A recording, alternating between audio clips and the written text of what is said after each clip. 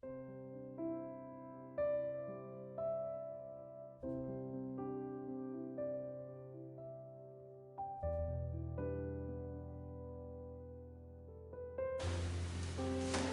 buenas noches, un saludo tengan todos una vez más, sean bienvenidos a esta casa, a la casa del Señor, al Ministerio Semadores de Vida, acá en el Perú.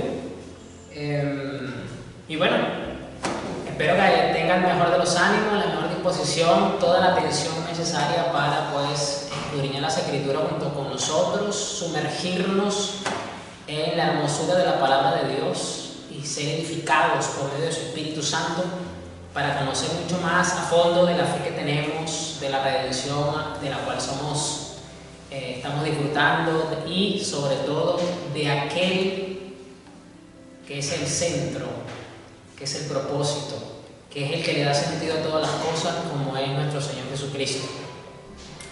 Bueno, antes de continuar, porque ya hemos comenzado con otro estudio bíblico, vamos a orar, vamos a pedir que el Espíritu Santo de Dios nos ilumine, nos ayude a prestar atención muchas veces, porque yo sé que el hecho de que a lo mejor estemos en casa la mayoría y usted vea estos videos desde casa, pues hay también ciertas interrupciones, ciertas tentaciones hogareñas que pueden tratar de impedir, de robar la atención y que nosotros realmente seamos edificados en estas cosas. Así que bueno, oremos.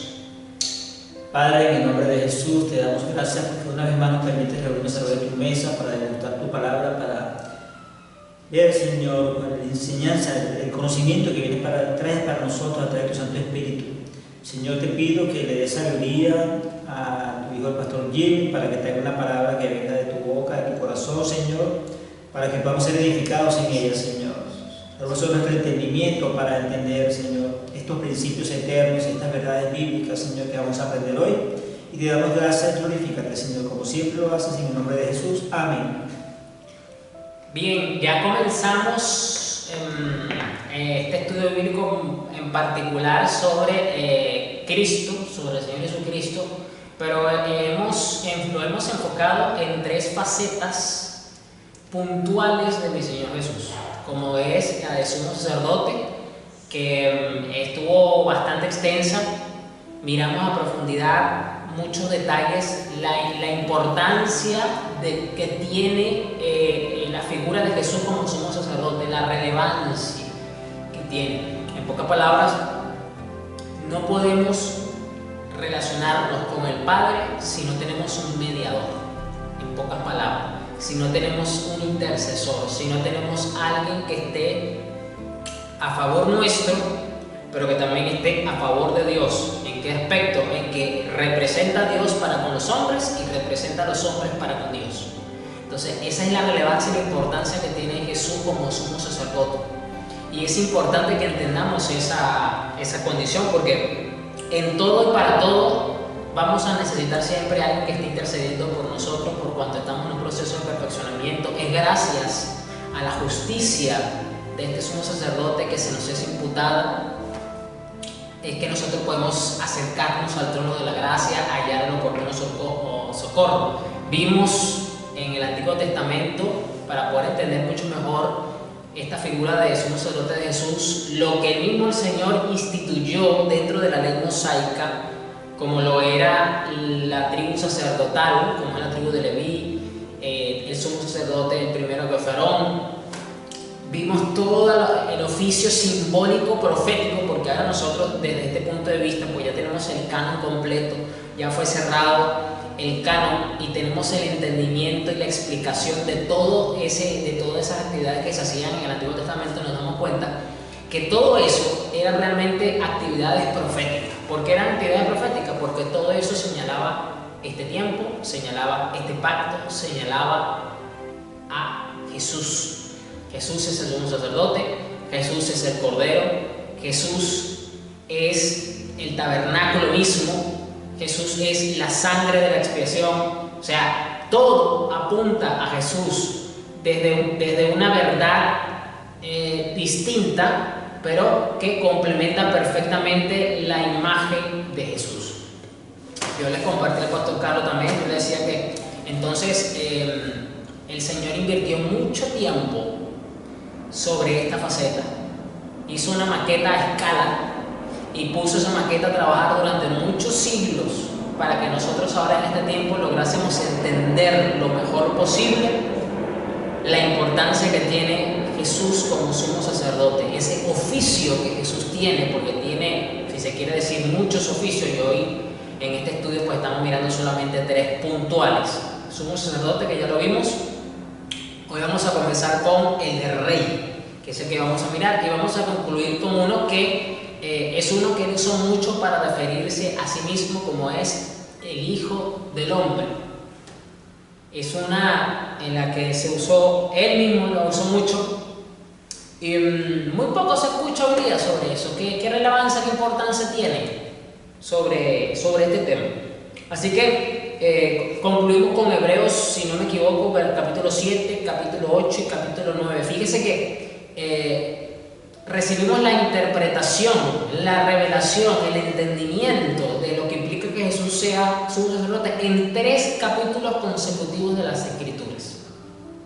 Una explicación completa en paralelo de lo que era todo ese acto ceremonial y todo ese oficio antiguo, ahora representado en la verdad espiritual y eterna que está en Jesús. Fíjese que el Espíritu Santo tuvo que invertir 3 capítulos de las Santas Escrituras del Nuevo Testamento para explicarnos lo que encontramos en el Antiguo Testamento, en Éxodo, en Levítico, con todo lo que es el tema sacerdotal. Aparte de todo el tiempo que estuvo la gente, los sacerdotes de la época y los sumos sacerdotes del momento, haciendo durante siglos. Es decir, a pesar de que ahora tenemos la explicación, no es una explicación que usted la encuentra en 2 versículos, sino que son 3 capítulos consecutivos, 7, 8 y 9 del libro de Hebreos, donde se nos expone delante de nuestros ojos para este tiempo, el tiempo del nuevo pacto, lo que implica, la importancia y la relevancia que Jesús tiene como sumo sacerdote. ¿Excelente? O sea, no es cualquier cosa, definitivamente, que si Dios le puso mucho énfasis, le puso mucho cariño, como decimos, le puso mucho trabajo al tema, definitivamente que la iglesia entonces tiene que meterle empeño, tiene que meterle estudio, tiene que meterle meditación, tiene que meterle oración a ese detalle. Como yo le he dicho, si la Biblia habla mucho de un tema, pues entonces que la iglesia hable mucho sobre ese tema. Si la Biblia habla poco de un tema, pues entonces la iglesia va a hablar poco de un tema, porque no le podemos agregar o quitar al mensaje. La iglesia simplemente tiene que decir y explicar lo que Dios dijo hasta donde Dios los dijo. Ya está. Y en este aspecto en particular, sobre este tema en particular, definitivamente que Dios habló muchísimo en la Biblia. Empezamos con el Antiguo Testamento y nos vamos a ver hoy sorprendentemente 3 capítulos hermosísimos, espectaculares, que nos muestran a Jesús como el mediador, como aquel que tú y yo necesitamos todos los días para mantener una relación con nuestro Padre Celestial en óptimas condiciones. ¿Por qué? Porque cuando usted se acerca al trono de la gracia, ahí para buscar el oportuno socorro, como también lo dice el libro de Hebreos, el que nos recibe, el que está ahí en la santísima presencia de Dios, es nuestro sumo sacerdote. Es Jesús para compadecerse de nosotros cuando pedimos misericordia, cuando pedimos ayuda. Es Él. Y es Él el que luego va y se voltea y le da la cara al Padre e intercede por nosotros, a favor nuestro. Y el Padre no nos ve a nosotros, ve la sangre del Cordero, que también es Jesús. Entonces es magnífico, es hermoso ver al sumo sacerdote en oficio. Y bien, no es para menos que también tengamos a el Rey, otro oficio de Jesús. Fíjense algo interesante que lo vamos a detallar un poco más porque ya empezamos hoy con el Rey, con el oficio del Rey, que en el Antiguo Testamento una persona no podía ejercer directa y constantemente los 2 cargos. O sea, no podía ser sacerdote, ni tampoco podía ser rey al mismo tiempo. No se podía. O sea, o la persona era rey o era sacerdote. De por sí, encontramos un caso muy puntual de esto, donde un rey se le ocurrió, digamos que, usurpar una función sacerdotal para hacer una actividad específica. Solamente iba a hacer eso. Iba a usurpar la función sacerdotal para hacer una actividad específica. ¿Por qué? Porque el profeta o el sacerdote estaba tardando un poco en llegar. Bueno, mejor dicho, en este caso como el profeta, ¿cierto? No era sacerdote porque estoy hablando de Saúl y de Samuel. Samuel no era sacerdote, era profeta. Era el profeta. Y él, bueno, a Saúl le entró la ansiedad, la impaciencia, y dijo, bueno, como Samuel no llega, pues hay que hacer esto porque hay que seguir adelante, siendo rey. Y hizo lo que estaba haciendo, y justo en ese momento aparece Samuel y le dice, ¿qué has hecho? Y le da una reprensión fuerte, donde básicamente le dice, o sea, ya esto fue la gota que derramó el vaso, pues ya Dios te desecha por esto, porque a ti nadie te mandó a estar usurpando funciones, puestos y cargos que a ti nadie te llamó a hacer. Lo mismo pasaba con el puesto del sacerdote, o sea, Moisés, que era el líder del pueblo de Israel, él no podía fungir como el sumo sacerdote. Eso era una función que él entendía que le tocaba a su primo Aarón. Eso lo tenía que hacer Aarón. Él en ningún momento usted lo ve metiendo las narices, como decimos en Venezuela, en asuntos donde no le compete. Entonces, pero ¿qué pasa con Jesús? En Jesús ya vimos que es sumo sacerdote. Ahora vamos a ver que es sumo sacerdote y es también al mismo tiempo rey de reyes, como lo dice Apocalipsis, que luego vamos a ver ese famoso pasaje. ¿Por qué? Porque estos oficios que son tan simbólicos en el Antiguo Testamento, que son tan representativos como lo es el sumo sacerdote, el profeta y el rey, apuntan a Jesús también. Entonces, básicamente, cuando nosotros estamos escudriñando y estudiando la Biblia de esta forma, con detenimiento, con profundidad, con ojo, con detalle, nos damos cuenta de que en pocas palabras, de Génesis a Apocalipsis, la Biblia nos habla de diferentes formas, en diferentes lenguajes, con diferentes simbologías, con diferentes oficios, de Jesús. De Jesús. Y aquí quiero hacer un comentario muy puntual. Sería curioso que aquellos sectores que buscan cuestionar y buscan negar la divinidad de Cristo, sería curioso que entonces la Biblia exalte más a un hombre que al mismo Dios. Cuando se supone que decimos que la Biblia es la palabra de Dios y que entonces Dios está reflejado y está exaltado de principio a fin dentro de la palabra de Dios, pero entonces según estos grupos que niegan la divinidad de Cristo, entonces ¿cómo queda este asunto? Entonces que la palabra de Dios exalta más a un hombre que a Dios mismo, porque si le quitamos la divinidad a Jesús, Jesús queda como un hombre más. Un hombre especial, está bien, pero no deja de ser un hombre. Y se supone que el único que es glorificado, porque es la palabra de Dios, es Dios mismo. Entonces ahí hay un punto en contra de estos sectores, porque la Biblia misma nunca va a hacer eso, sino va a hablar y va a exaltar es a Dios hecho carne. No sé, ¿para qué quiere? No, te quería que leyera este momentito. Aarón, ok, Aarón fue el hermano mayor de Moisés. Sí, Ah, cierto, yo dije primo. Y, ¿era para qué? ok, para aclarar este punto, Aarón no fue el primo de Moisés, como yo lo dije, fue un error mío, ok. Aarón fue el hermano mayor de Moisés y el hermano menor de Miriam, miembro y sacerdote levita, y primer sumo sacerdote de Israel que vivió durante el siglo XIII, antes de Cristo. Es decir, vivieron Moisés, Aarón y Miriam, o María, como dicen en unas versiones, vivieron 1300 años antes de Cristo. ¿Ok? Pero eran familia. Bien, entonces vamos a mirar. Yo quiero que vayamos a Mateo 27.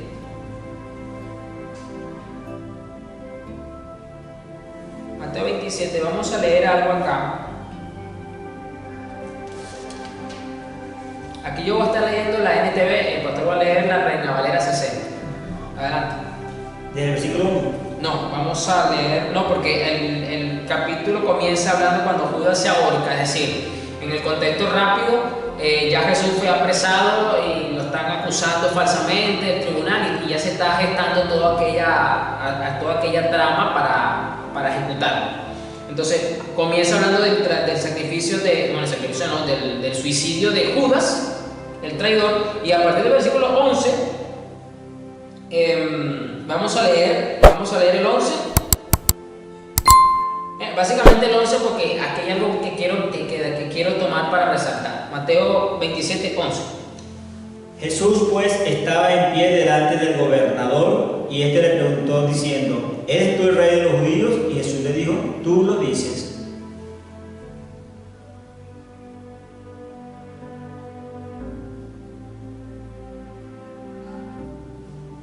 Bien, en este punto ya el Sanedrín judío ya lo jugó de noche entre gallo y media luna, como decimos en Venezuela, algo totalmente amañado, porque fue totalmente amañado, compraron falsos testigos, inclusive lo ven representado en las películas cristianas. Ya se le tiembla, todo de noche. Sí, todo de noche, cuando el pueblo todavía no se entera, sino solamente lo que son necesarios para llevar a cabo la tramoya y todo aquello, y ahora lo llevan ante las autoridades romanas, porque recuerden que, creo que lo dije la semana pasada, que hasta cierto punto Roma dejaba que Israel se ocupara de sus asuntos, pero ya cuando eran asuntos mayores, como por ejemplo la muerte de alguien, ya ellos obligaban a las colonias a venir a sus autoridades para que entonces ellos tomasen la última palabra. Y en este caso no estaban pidiendo nada más la muerte de Jesús, estaban pidiendo nada más y nada menos que lo crucificaran. Entonces vienen hacia Pilato y Jesús se encontraba, versículo 11 dice esta versión, frente a Pilato, el gobernador romano. Y mire la pregunta puntual y directa que hace Pilato sobre Jesús: ¿eres tú el rey de los judíos? Le preguntó el gobernador. Tú lo has dicho, contestó Jesús. Jesús fue muy claro, Él es el rey de los judíos. Aquí vamos a mirar, comenzando que Él es no solamente el rey de los judíos, sino también es el rey de reyes.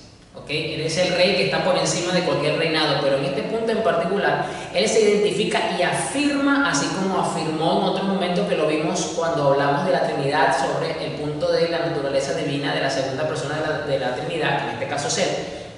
Donde él afirmó que él era Dios, que él era divino. En ningún momento afirmó lo contrario. No sé, estas vueltas que dan estos grupos que insisten en negar la divinidad de Cristo, de verdad que simplemente no sé qué pensarán de esa explicación de Juan, creo que es el capítulo 8, donde él afirma, él no niega que no es divino, él afirma que es divino. Y aquí hace también una afirmación sobre su propio ser. Yo soy el rey de los judíos. Me lo estás preguntando y yo te lo estoy respondiendo. Sencillito y directo. Bien, entonces cuando los principales sacerdotes y los ancianos presentaron sus acusaciones contra él, Jesús guardó silencio. Jesús simplemente enmudeció. ¿Por qué? Porque como ya lo acabo de decir, los fariseos, las autoridades civiles religiosas de Israel necesitaban la aprobación de la autoridad romana, y para eso pues entonces tenían que mostrarle cuáles son las acusaciones, cuáles son los cargos que ellos pues le están imputando. Pues evidentemente la mayoría prácticamente lo acusaron de blasfemo por decir que él era hijo de Dios, y no es mentira, el hijo de Dios. Recordemos un punto en particular dentro de la cultura judía, para aquellos también que insisten en negar y cuestionar la naturaleza divina de Cristo, que para el hebreo, cuando tú dices yo soy el hijo de Efraín, porque recuerda que en ese entonces no había apellido ni nada de eso, sino se miraba el linaje según el nombre del patriarca, de la persona, tú estás indicando que tú tienes la misma naturaleza, que tú tienes una conexión sanguínea con la persona. Abraham, Isaac y Jacob. Al Jacob decir yo soy hijo de Isaac, o yo vengo de la casa de Abraham, o de Abraham es mi padre, si se puede decir de esta forma, ¿qué está diciendo él? Que está reconociendo la naturaleza y la conexión que tienen con Abraham. Entonces, cuando los fariseos lo acusan porque él dice que es hijo de Dios, recuerden que esa es una frase que usted encuentra bastante en Reina Valera en varios momentos del Evangelio. Lo que está escandalizando a los fariseos es que ellos les costaba asumir la declaración de que Jesús era hijo de Dios. ¿Por qué? Porque está diciendo que tiene la misma naturaleza de Dios. Por eso que se escandalizaban. Por eso es que cuando te encuentra allí, pero es que él dice que él es hijo de Dios, o sea, él es un blasfemo porque él dice que él es hijo de Dios. Lo que está diciendo eso, él está diciendo que él es divino, él está diciendo que es Dios. Y por eso se escandalizaron los fariseos. Si no fuese así, si eso no fuese una verdad, porque lo es, los fariseos no se escandalizan. Y por eso muchas veces vemos una parte de Mateo donde dice, pero ¿qué se cree este? Si este conocemos a sus hermanos y a sus hermanas. O sea, si este hijo de un carpintero, no fue hijo biológico del carpintero. Entonces, yo lo veo como hijo de fornicación. Correcto, porque ya sabemos todo lo que conllevó la afrenta de José por haber recibido a María, que supuestamente le pegó los cachos con otro y él la recibió así, ¿no? Entonces era una frase despectiva de parte de los fariseos, como que, o sea, ¿qué te crees tú si, o sea, tú eres hasta, fíjense la forma en la que se lo estaban diciendo, tú eres hijo de pecado, o sea, ¿de qué hablas tú de que tú mucha enseñanza, mucha prédica, mucha autoridad, si tú naciste, si tu forma de llegar al mundo fue bajo un pecado, o sea, ¿de qué te la das tú de qué? Esa es la manera en la que los fariseos se referían de Jesús. Pero ya sabemos que no es tal eso que ellos decían. Pero aquí vemos una declaratoria que esto lo vamos a mirar más en contexto, porque esto tiene mucho que ver con la figura y las profecías relacionadas a Jesús con referente a lo que es la figura mesiánica. ¿Okay? En hebreo es Mesías el ungido y en griego es Cristo el ungido. Entonces básicamente estamos hablando de lo mismo, del Mesías o como en hebreo sería el Meshijá, pero para hacerlo en castellano sería el Mesías, pero es básicamente lo mismo y estamos relacionados específicamente a lo que es el reinado de Jesús. Bien, vamos ahora al Evangelio de Juan, capítulo 18, versículo 36.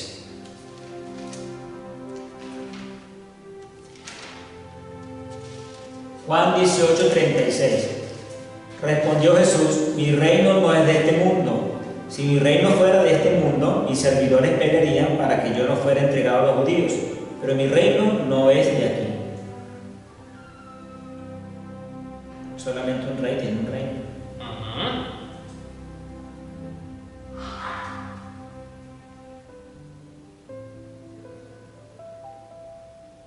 Ok, voy a leer, yo no fue el 36.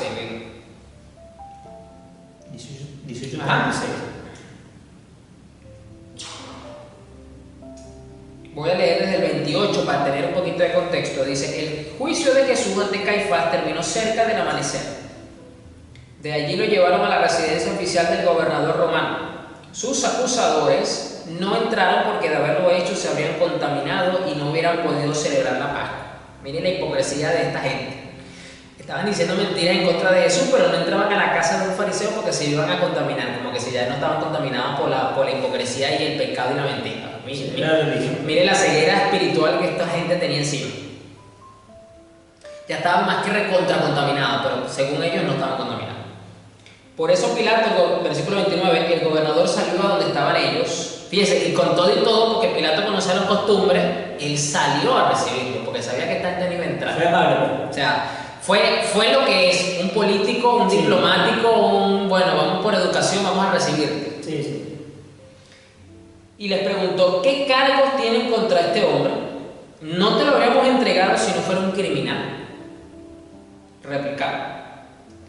Entonces llévenselo y júzguenlo de acuerdo con la ley de ustedes. Fíjense, como se lo dije hace rato, Roma hasta cierto punto dejaba pues que las colonias tuvieran cierta independencia para que se encargaran de sus asuntos, pero miren lo que dice acá, lo que ocurre acá, que ya se lo he comentado. Solo los romanos tienen derecho a ejecutar a una persona, respondieron los líderes judíos. Con eso se cumplió la predicción de Jesús acerca de la forma en que iba a morir. Entonces Pilato volvió a entrar en su residencia y pidió que le trajeran a Jesús. Y miren, ¿eres tú el rey de los judíos?, le preguntó. Jesús contestó, ¿lo preguntas por tu propia cuenta o porque otros te hablaron de mí? Es que esto es precisamente lo que estaba ocurriendo, porque ya su fama se había regado por todo el imperio romano y hasta el que usted menos se imagina ya conocía o había escuchado algo de este Jesús. ¿Acaso yo soy judío?, replicó Pilato. Tu propio pueblo y sus principales sacerdotes te trajeron a mí para que yo te juzgue. ¿Por qué? ¿Qué has hecho? Y Jesús contestó: mi reino no es un reino terrenal. Ahora aquí el apóstol Juan nos da un poquito más de conocimiento de lo que ocurrió en esa conversación con Pilato, porque nos dice, pues evidentemente, lo que Jesús le dice a Pilato: ¿tú me estás preguntando por tu propia cuenta o me lo estás preguntando por lo que dicen de mí y de lo que oíste de mí? Y le responde la pregunta, porque él le dijo: ¿eres tú el rey de los judíos?, con esta frase: mi reino no es un reino terrenal. ¿Hay alguna contradicción entre lo que escribió Juan y lo que leímos en Mateo? No, sino son complementos de lo que ocurrió en este momento. Entonces, ¿cómo decir que Jesús le respondió: yo soy el rey de los judíos, pero mi reino no es un reino terrenal? Y aquí quiero hacer una observación puntual, porque lo vamos a ver en este punto que estamos evaluando, estudiando en la palabra, de lo que es Jesús como rey, porque Jesús iba a tener un reino terrenal, solo que cuando él da esta frase en este momento de que mi reino no es un reino terrenal, se está refiriendo es a su tiempo y a este tiempo en el que estamos, donde no hay una manifestación física aún de su reinado. Y esto lo quiero aclarar y lo quiero resaltar: una manifestación física. Ojo, física solamente, porque Él gobierna las potestades, gobierna las huestes, Él está por encima de todas las cosas y Él juzga. Solo que en este mundo, inclusive, la única representación física de ese reino es la iglesia. El único ente representativo del reino de Jesús es su iglesia. De resto, en este mundo está, así como en Roma gobernaba Pilato porque lo pusieron, pues en este mundo temporal y momentáneamente está regido por el príncipe de las tinieblas, hasta donde el Señor le permita manifestarse y hasta su cumplimiento final. Luego de ese cumplimiento final es que va a venir una manifestación física. Nosotros lo creemos así, de que sí va a haber una manifestación física del reinado de Jesús, porque no solamente Él va a venir físicamente a buscar a su iglesia, como lo dice el apóstol Pablo, que todo ojo le verá. ¿De qué me habla a mí eso? De una manifestación física del rey. Eso va a traer como consecuencia una manifestación física luego de su reinado. Esto quiero aclararlo porque podemos presumir o podemos malinterpretar, sobre todo aquellos que por primera vez van a escuchar esto quizás, de que entonces nunca va a haber o nunca va a existir un reino físico de Jesús. No, sí va a existir. Tenemos que entender el contexto inmediato y lo que está ocurriendo sobre lo que está pasando acá. Jesús contestó: mi reino no es un reino terrenal. Si lo fuera, mis seguidores lucharían para impedir que yo sea entregado a los líderes judíos.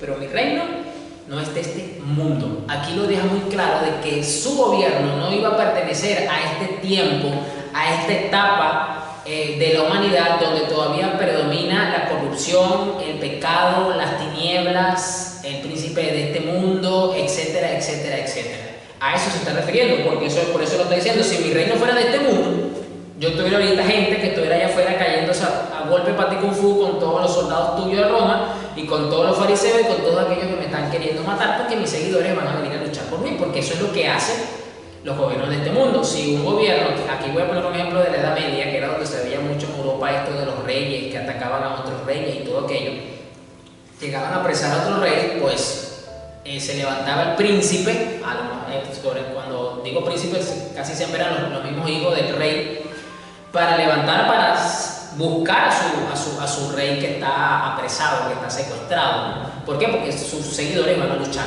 Entonces es un ejemplo sencillo para decir que eso es lo que estaba indicando acá Jesús, indicando entonces que mi reino no es un reino terrenal. Si lo fuera, mis seguidores lucharían para impedir que yo sea entregado. Punto número 1, aquí tenemos que ver el tiempo de su cumplimiento. Jesús tiene muchas profecías relacionadas con su primera venida y su segunda venida. Su primera venida está relacionada sobre todo al oficio de Cordero, que es el que quita el pecado del mundo, de sumo sacerdote, que es el que luego intercede por nosotros, como vimos, ya lo vimos bastante en esta primera parte de lo que es el sumo sacerdote, y que por lo tanto el pasaje más emblemático donde podemos ver esta parte, que es una muy conocida por la cristiandad, es Isaías 53, donde dice, en algunas traducciones pone como capítulo, como el título, el siervo sufriente, por ejemplo, donde dice que él va a ser entregado, él no va a abrir su boca ni siquiera para defenderse, y literalmente eso lo vemos, porque aquí Jesús en esta conversación de Pilato no se está defendiendo, lo vimos en Mateo, donde dice que él hizo silencio de las acusaciones que le estaban haciendo, hizo silencio. ¿Por qué? Porque él vino como cordero, él vino a entregarse, él vino a cumplir con esa primera parte profética importantísima de esa primera venida.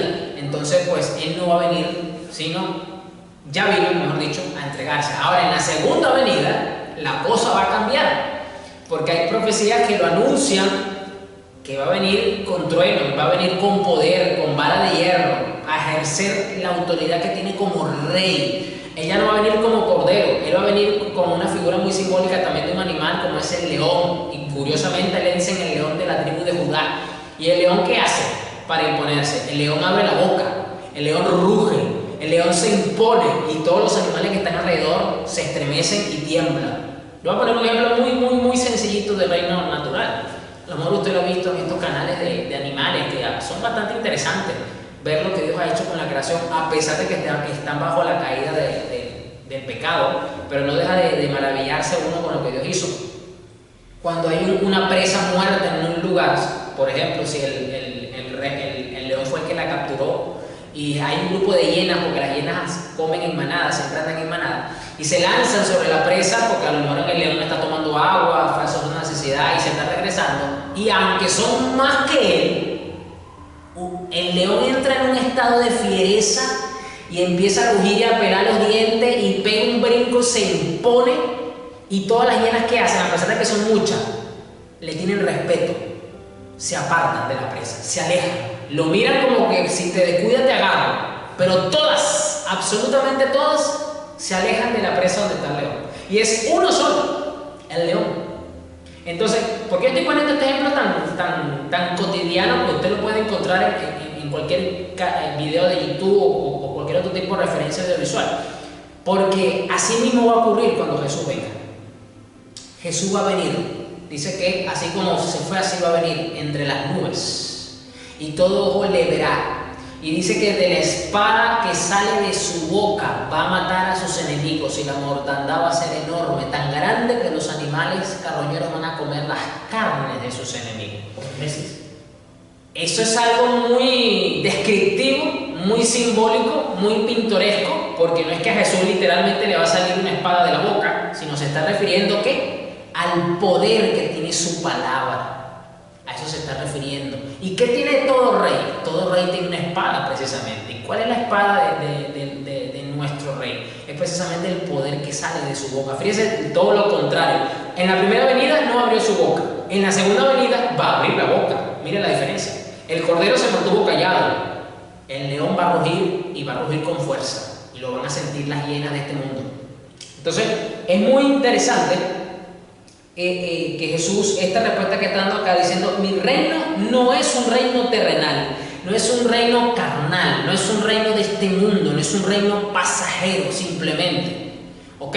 Porque la manifestación de este reino actualmente es por medio de la iglesia, actualmente a través de la iglesia, y es por ahora en el Espíritu. ¿Por qué? Porque es por medio del Espíritu Santo que estamos siendo transformados y estamos siendo guiados, y podemos ver, podemos participar de la ciudadanía celestial a la cual pertenecemos nosotros, como es el reino de los cielos, porque todo reino tiene un rey. Yo no conozco reino que no tenga un rey. Si hay un reino que no tiene rey, es porque se murió o porque lo mataron, pero inmediatamente ponen a otro rey. Entonces, en nuestro caso, todo reino tiene un rey. Si lo fuera, mis seguidores lucharían para impedir que yo sea entregado a los líderes judíos, pero mi reino no es de este mundo. Pilato les dijo, versículo 37, ¿entonces eres un rey?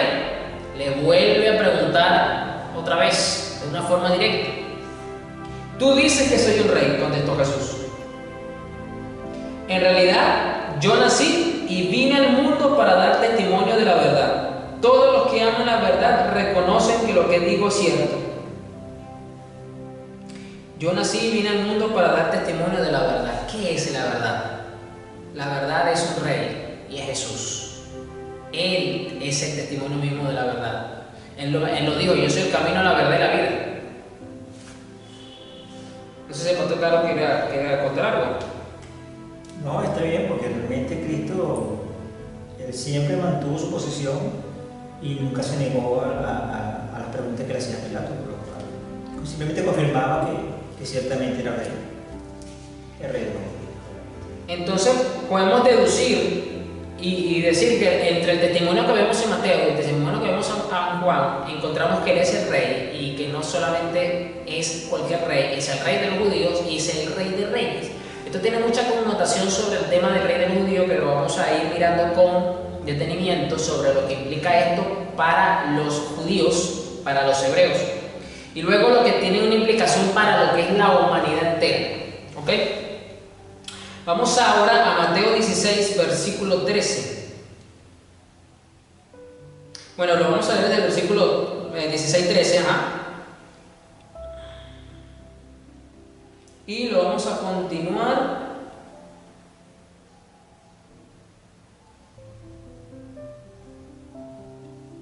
hasta el 16. Mateo 16, 13. Viniendo Jesús a la región de Cesarea de Filipo, preguntó a sus discípulos, diciendo, ¿quién dicen los hombres que es el Hijo del Hombre? Ellos dijeron, unos Juan el Bautista, otros Elías y otros Jeremías o algunos de los profetas. Y él le dijo, ¿y vosotros quién decís que soy yo? Respondiendo Simón Pedro dijo, tú eres el Cristo, el Hijo del Dios viviente. Entonces le respondió Jesús, bienaventurado eres, Simón, hijo de Jonás, porque no te lo reveló carne ni sangre, sino mi Padre que está en los cielos. 17, ¿no? No, hasta el 16. Del 13 al 16. Ah, bueno, de allá hasta el 17.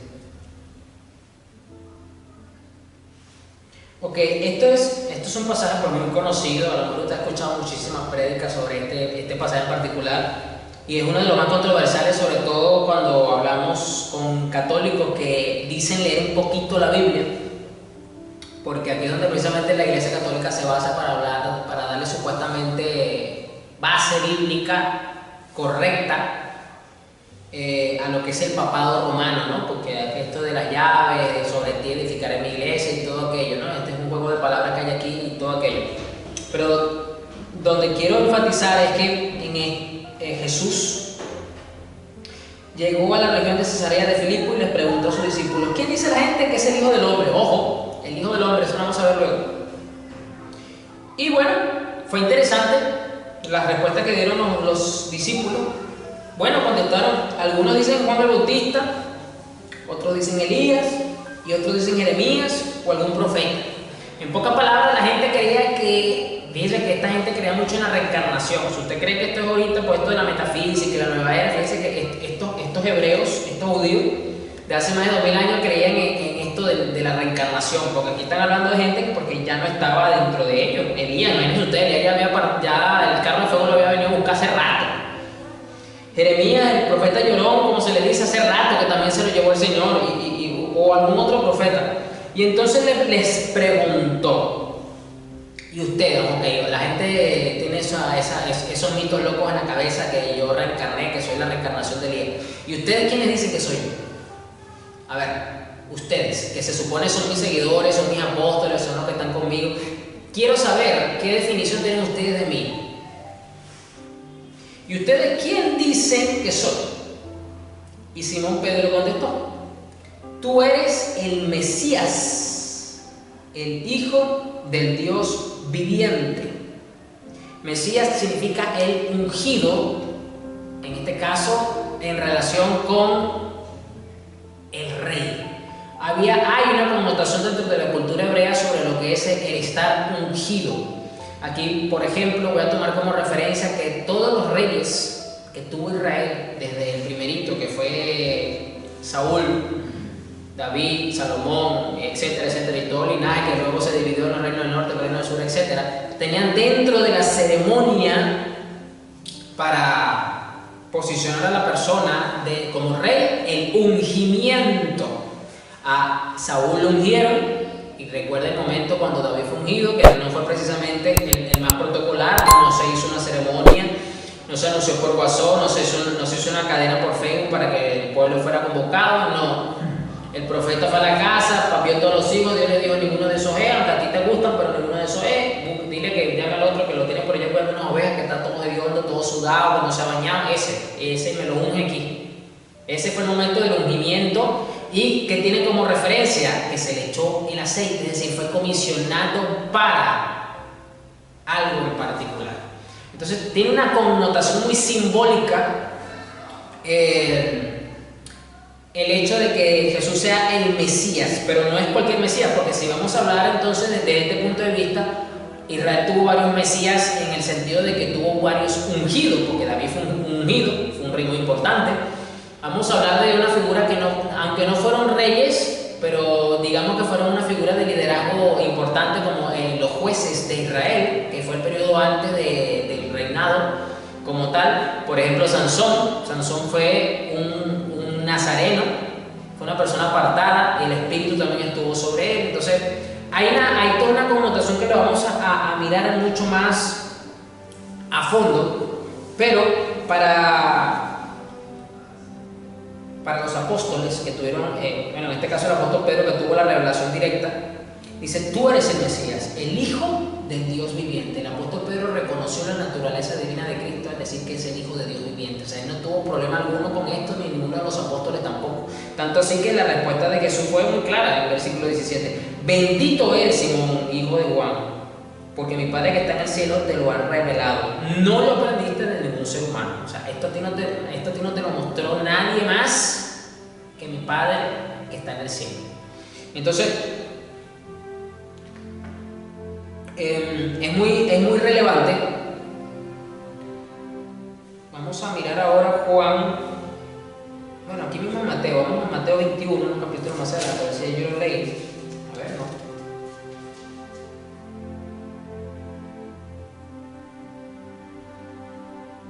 Mateo 21 del 1 al 5. Mateo 21, 1 al 5. Cuando se acercaron a Jerusalén y vieron a Betfagé, al monte de los olivos, Jesús envió 2 discípulos, diciéndoles: id a la aldea que está enfrente de vosotros, y luego hallaréis una asna atada y un pollino con ella, desatadla y traédmelos. Y si alguien os dijere algo, decid: el Señor lo necesita, y luego los enviará. Todo esto aconteció para que se cumpliese lo dicho por el profeta cuando dijo: decid a la hija de Sión: he aquí tu rey viene a ti, manso y sentado sobre una asna, sobre un pollino, hijo de animal de carga. Esto es un cumplimiento profético que anunciaba que la redención de Israel. Esto está en Zacarías. A ver. Zacarías 9:9. Quiero que mientras el pastor lo busca, yo voy aquí leyendo. Entrada triunfal de Jesús. Esto es cuando Jesús monta el pollino, es decir, una burra joven, para que usted me entienda mejor. Manda a dos apóstoles que le pidan la burra allí, la persona accede, le dan la burra y él entra, pues dice aquí entrada triunfal de Jesús. ¿Por qué le dicen entrada triunfal en el capítulo? Porque lo reciben con honores, lo reciben con alabanza, con honra, en un momento bastante bonito, si se quiere. Aquí tengo la cita. Sí, ya la vamos a leer. Y entonces, el versículo 4 dice: eso ocurrió para que se cumpliera la profecía que decía: dile a la gente de Jerusalén, mira, tu rey viene hacia ti. Es humilde y llega montado en un burro, montado en la cría de una burra. ¿Qué es lo que pasaba? Que según la profecía mesiánica, entiéndase mesiánica, como, por eso que ustedes leen siempre el Mesías con E mayúscula y con M mayúscula, refiriéndose a un gran Mesías de mucha relevancia, que tenía una connotación de rey, que iba a redimir a su pueblo, que lo iba a congregar y que iba a hacer de Israel una gran nación nuevamente. Entonces, esa es, según la profecía, lo que el pueblo estaba esperando, lo que la gente quería ver. Es decir, tenía que venir por la casa de David. ¿Por qué? Porque tiene que cumplirse la profecía que Dios le dio a David de que siempre iba a haber un descendiente tuyo en el trono de Israel y va a gobernar por siempre tu linaje. Evidentemente esa profecía se va a cumplir en la segunda venida de mi Señor Jesús, porque entonces va a haber un reino físico y va a haber un reino hegemónico, completo y absoluto, donde las naciones enteras se van a rendir al gobierno mismo del Mesías. Entonces esa connotación importante está dentro de la profecía y eso era lo que ellos querían ver. Ellos querían, tú eres el Mesías, bueno, entonces ejerce el poder, ejerce tu gobierno. Esto tiene mucho que ver también con esas palabras que le dan los apóstoles, ese comentario que le dicen los apóstoles a Jesús cuando él se está yendo en Hechos, que dice que lo dejaron de ver porque se perdió entre las nubes, en Hechos 1, y ellos le preguntan, Señor, ¿tú vas a restaurar, ¿cuándo tú vas a restaurar la posición de Israel, el poder de Israel? Y Jesús le responde, o sea, en pocas palabras, eso no es para que ustedes se estén ocupando de eso ahorita, eso no es el tiempo todavía. ¿Por qué? Porque eso es lo que dice la profecía, eso es lo que anuncia un gobierno físico del Mesías, del reinado del Mesías. Ahora sí vamos a leer Zacarías 9. Zacarías 9:9. Alégrate mucho, hija de Sión, da voces de júbilo, hija de Jerusalén. He aquí tu rey vendrá a ti, justo y salvador, humilde y cabalgando sobre un asno, sobre un pollino, hijo de asna. Entonces esto se cumplió en Mateo 21:5, lo dice el versículo 4. Eso ocurrió para que se cumpliera la profecía que decía, dile a la gente de Jerusalén, mira tu rey viene hacia ti, es humilde y llega montado en un burro, montado en la cría de una burra. Pero los líderes estaban velados, eran guías ciegos, porque no podían ver lo que tenían delante de sus ojos, como bien lo decía Jesús. Entonces aquí vemos a el rey montado, al rey de Jerusalén, al rey dentro de Israel, y él es el que va a gobernar. O sea, esa figura de rey que siempre estuvo presente a lo largo de ese periodo de muchos siglos antes de la caída del templo y fueran tomados como esclavos, como colonia, representa lo que Dios va a hacer. ¿Qué es lo que pasa? Tenemos que mirar algo. Dios agarró a una nación, agarró a un pueblo, y de ese pueblo tomó varias tribus. Esta tribu la voy a tomar para esto, esta la voy a agarrar para acá, esta la voy a hacer por el otro, para mostrarnos a nosotros lo que Él quiere hacer a nivel global. Porque ya no se trata de un linaje según la carne, ya no se trata de un linaje según la sangre. Por eso es que cuando vimos en Hebreos, creo que lo vimos la semana pasada o la antepasada, donde el escritor dice que ya no se trata del linaje de Aarón, sino de la carne, de la sangre de Aarón, sino de la sangre de Jesús.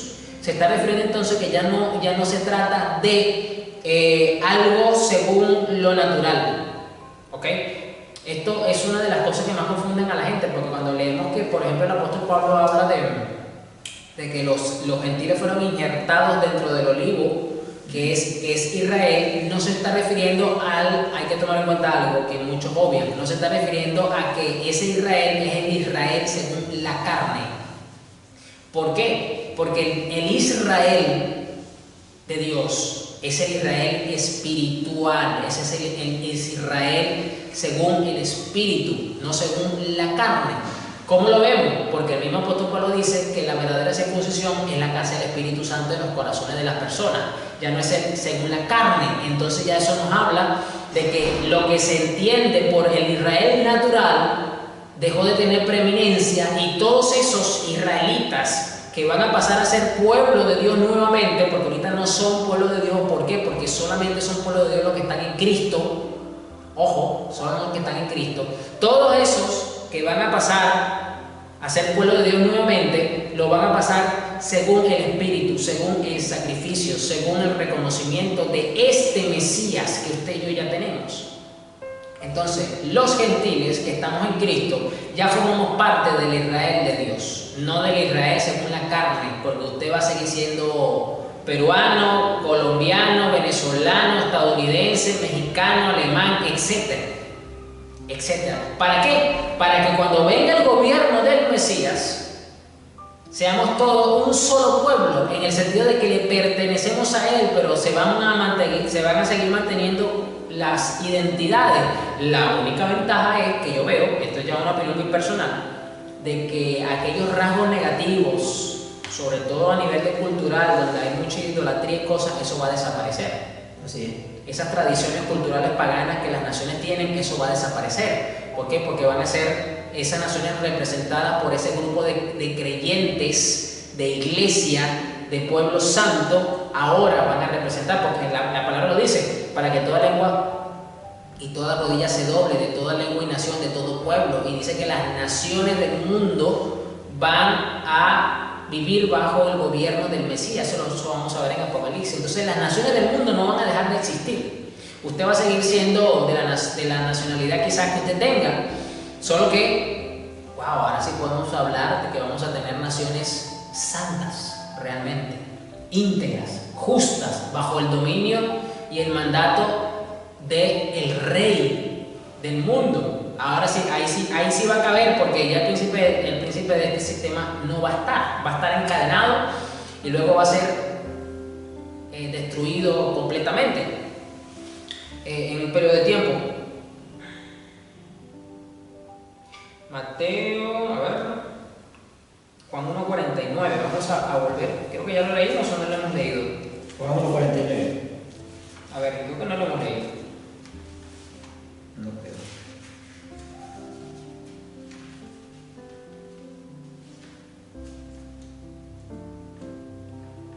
Y ya. ¿Lo leo? Juan 1:49. Respondió Natanael y le dijo, Rabí, tú eres el Hijo de Dios, tú eres el Rey de Israel. Respondió Jesús y le dijo, porque te dije, te vi debajo de la higuera, ¿crees? Cosas mayores que estas verás. Y le dijo, de cierto os digo, que de aquí en adelante veréis el cielo abierto y a los ángeles de Dios que suben y descienden sobre el Hijo del Hombre. Esto también es parte del sí, punto. Pero aquí lo que quiero resaltar del versículo 49 es que cuando Natanael es llamado al apostolado por parte de Jesús, dice, tú eres el Hijo de Dios, el Rey de Israel. Fíjense que hay una connotación directa y estrecha entre el ser Hijo de Dios y el ser el Rey de Israel. Hay una connotación muy estrecha porque Jesús aquí no le está diciendo te equivocaste, o sea, estás mezclando la ciencia con la limonada, tienes una confusión. Aquí no le está diciendo nada de eso, no le está afirmando, o sea, le está aceptando lo que le está comentando y le dice el Rey de Israel. Esto es, ya lo vimos, que aquí una vez más Jesús nunca negó que él fuese rey. Sorprendentemente ya se nos fue el tiempo. Rapidísimo. Se va bastante rápido. Y bueno, esta primera parte de lo que es Jesús como rey nos deja claramente, vemos en las Escrituras que Jesús, hoy vimos prácticamente dos connotaciones, que Jesús se identificó a sí mismo como el Rey de Israel, o como lo dicen los evangelios también, el Rey de los judíos, y también vemos que es el Rey a nivel general, y tiene esta connotación muy importante que hasta en momentos antes de su crucifixión, él afirmó claramente y dijo, yo soy el Rey de los judíos. Yo soy el Rey de los judíos, y que proféticamente esto va a tener un cumplimiento completo en su segunda venida por su gobierno físico, porque eso es lo que anuncia la profecía, eso es lo que los judíos estaban esperando, y con mucha más razón. ¿Por qué? Porque ellos estaban bajo el yugo opresor de Roma. Entonces ellos querían la libertad de su otra vez como nación. Que ese rey los guiara a esa libertad. ¿Por qué? Porque dentro de lo que es el marco profético relacionado al Mesías, al ungido, al rey, iba a gobernar siempre sobre la casa de Israel, va a restaurar el gobierno y el poder de Israel. Entonces, obviamente, todos los judíos de la época dicen, tú eres el rey, el Mesías. Bueno, vamos a nombrarte, a promoverte. Me hace recordar, no lo leímos, pero no lo quiero dejar pasar. Esa parte donde un grupo de personas lo quieren promocionar y él se les esconde, porque precisamente lo quieren dar a conocer en ese momento como el Mesías, como el rey, y él se escabulló, se fue de ese momento. Porque, ¿por qué? ¿Pero por qué lo hizo? Porque entonces es mentira que era el rey. No, sino que no era el momento todavía, no era el tiempo para esa manifestación de su persona, porque eso le toca a la segunda venida. Solo que ahora podemos ver, podemos percibir, podemos entender, podemos ser guiados por la soberanía de nuestro Rey, de nuestro Señor, porque la iglesia es guiada por el Rey. Este mundo, a pesar de que